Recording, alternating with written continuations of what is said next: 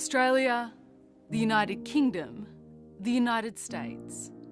Maritime democracies united by vast oceans across 3 continents. In peace and in times of need, guided by the enduring ideals we share. Democracy, resilience, innovation, diversity. Our 3 nations commit to strengthening our global partnership, to get to work for the freedom and safety of our people, for peace and stability of the Indo-Pacific, and for the good of the world.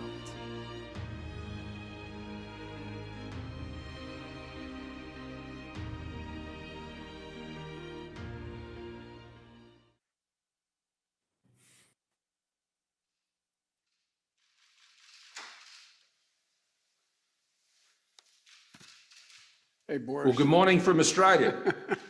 I'm very pleased to join 2 great friends of freedom and of Australia, Prime Minister Johnson and President Biden. Today, we join our nations in a next generation partnership built on a strong foundation of proven trust. We have always seen the world through a similar lens. We have always believed in a world that favours freedom, that respects human dignity, the rule of law, the independence of sovereign states and the peaceful fellowship of nations. And while we have always looked to each other to do what we believe is right, we have never left at each other. Always together, never alone. Our world is becoming more complex, especially here in our region, the Indo-Pacific. This affects us all. The future of the Indo-Pacific will impact all our futures. To meet these challenges, to help deliver the security and stability our region needs, we must now take our partnership to a new level. A partnership that seeks to engage, not to exclude, to contribute, not take, and to enable and empower, not to control or coerce. And so, friends, AUKUS is born, a new enhanced trilateral security partnership between Australia, the United Kingdom, and the United States. AUKUS, a partnership where our technology, our scientists, our industry, our defence forces are all working together to deliver a safer and more secure region that ultimately benefits all.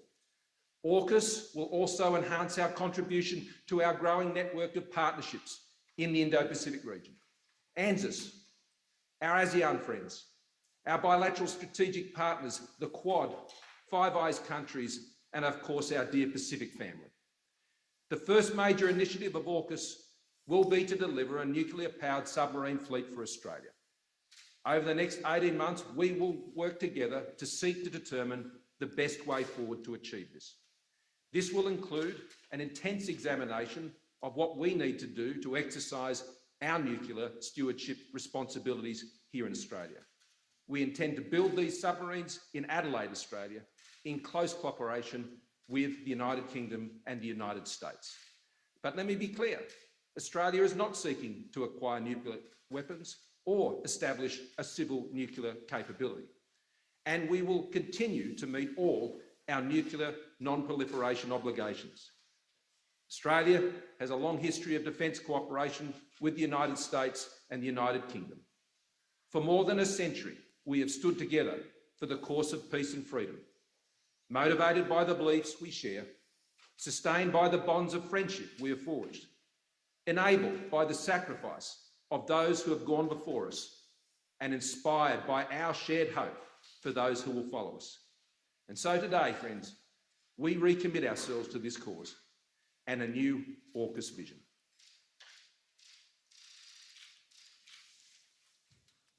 I'm delighted to join President Biden and Prime Minister Morrison to announce that the United Kingdom, Australia, and the United States are creating a new trilateral defence partnership known as AUKUS, with the aim of working hand in glove to preserve security and stability in the Indo-Pacific. We're opening a new chapter in our friendship, and the first task of this partnership will be to help Australia acquire a fleet of nuclear-powered submarines, emphasizing, of course, that the submarines in question will be powered by nuclear reactors, not armed with nuclear weapons. And our work will be fully in line with our non-proliferation obligations. This will be one of the most complex and technically demanding projects in the world, lasting for decades and requiring the most advanced technology. It will draw on the expertise that the UK has acquired over generations, dating back to the launch of the Royal Navy's first nuclear submarine over 60 years ago. And together with the other opportunities from AUKUS, creating hundreds of highly skilled jobs across the United Kingdom, including in Scotland, the north of England, and the Midlands, taking forward this government's driving purpose of levelling up across the whole country. We will have a new opportunity to reinforce Britain's place at the leading edge of science and technology, strengthening our national expertise, and perhaps most significantly, the UK, Australia, and the US will be joined even more closely together, reflecting the measure of trust between us, the depth of our friendship, and the enduring strength of our shared values of freedom and democracy.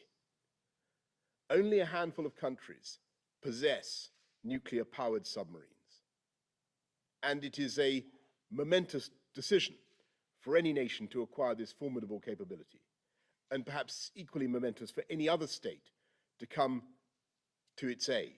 But Australia is one of our oldest friends, a kindred nation, and a fellow democracy, and a natural partner in this enterprise. Now the UK will embark on this project alongside our allies, making the world safer and generating jobs across our United Kingdom. Thank you. Over to you, Mr. President. Thank you, Boris. And I want to thank that fellow down under. Thank you very much, pal. Appreciate it, Mr. Prime Minister. I'm honored today to be joined by two of America's closest allies, Australia and the United Kingdom, to launch a new phase of the trilateral security cooperation among our countries. As Prime Minister Morrison and Prime Minister Johnson said, I want to thank you for this partnership, your vision as we embark together on this strategic mission. Although Australia, the UK, and US partnership, AUKUS, it sounds strange, there's all these acronyms, but it's a good one. AUKUS, our nations will update and enhance our shared ability to take on the threats of the 21st century, just as we did in the 20th century, together. Our nations and our brave fighting forces have stood shoulder to shoulder for literally more than 100 years, through the trench fighting in World War I, the island hopping in World War II during the frigid winters in Korea, and the scorching heat of the Persian Gulf. The United States, Australia, and the United Kingdom have long been faithful and capable partners, and we're even closer today. Today, we're taking another historic step to deepen and formalize cooperation among all three of our nations, because we all recognize the imperative of ensuring peace and stability in the Indo-Pacific over the long term. We need to be able to address both the current strategic environment in the region and how it may evolve, because the future of each of our nations, and indeed the world, depends on a free and open Indo-Pacific enduring and flourishing in the decades ahead.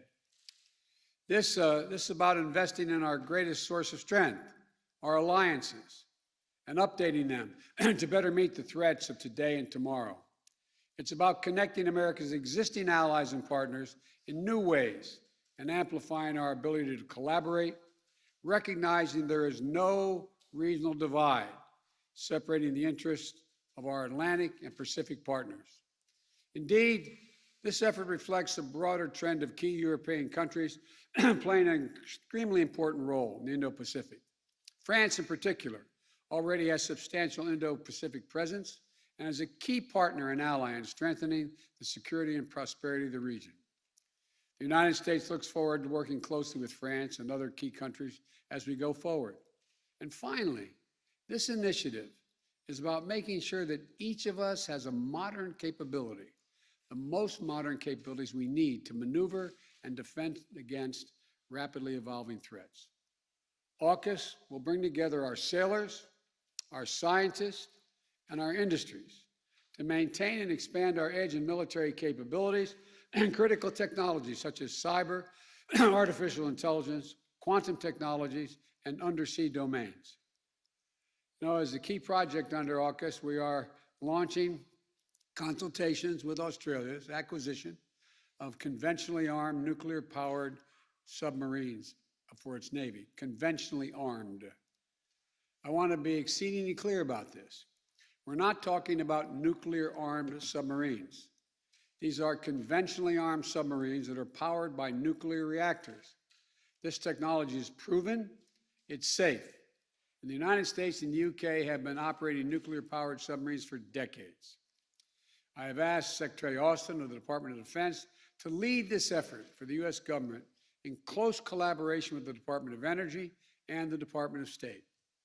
Our governments will now launch an 18-month consultation period to determine every element of this program, from workforce to training requirements to production timelines to safeguards and non-proliferation measures and to nuclear stewardship and safety to ensure full compliance with each of our nation's commitments under the Nuclear Non-Proliferation Treaty. We'll all undertake this effort in a way that reflects the long-standing leadership in global non-proliferation and rigorous verification standards in partnership and consultation with the International Atomic Energy Agency. So I want to thank the Prime Minister Morrison and Prime Minister Johnson for their friendship, but mostly important for their leadership and partnership as we undertake this new phase of our security cooperation. And the United States will also continue to work with ASEAN and the Quad, as was stated earlier, our 5 treaty allies and other close partners in the Indo-Pacific, as well as allies and partners in Europe and around the world to maintain a free and open Indo-Pacific and build a future of peace, opportunity for all the people of the region. We're joining together, our partnerships are getting stronger. This is what we're about. I want to thank you all, and I look forward to seeing both of you in person very soon, I hope. Thank you. Thank you.